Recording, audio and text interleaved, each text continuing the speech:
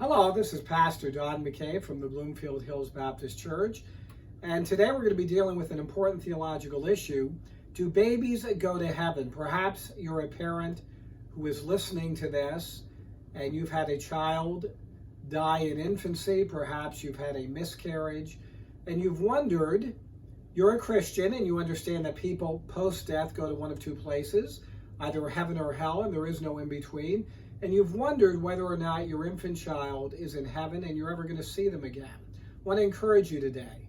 I believe categorically that all babies go to heaven based upon what we read in the first chapter of the book of Romans. In Romans chapter 1, Paul, under the inspiration of the Holy Spirit, made it very clear that God is interested in rendering every man without excuse. We read that in Romans chapter 1, beginning with verse 19. For that which may be known of God is manifest in them, for God has shown it unto them. For the invisible things of him from the creation of the world are clearly seen, being understood by the things that are made, even his eternal power and Godhead, so that they are without excuse. Let me paraphrase that for you. God has revealed himself via what theologians call general revelation or natural revelation, so that no man will be able at the judgment seat of Christ to say, if only I knew, God, that you existed, I would have fallen down and worshiped you. Now, unregenerate man is already without excuse because they've sinned in Adam. That's Romans 5:12. But God is interested in rendering every man without even illegitimate excuse. All men are without legitimate excuse because they've sinned in Adam.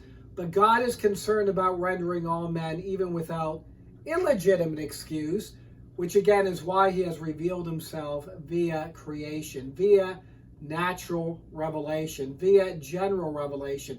Babies are not without illegitimate excuse. Yes, they've sinned in Adam. Yes, they're born with a sin nature, which is why David could say in Psalm 51:5, Behold, I was shapen in iniquity, and in sin did my mother conceive me.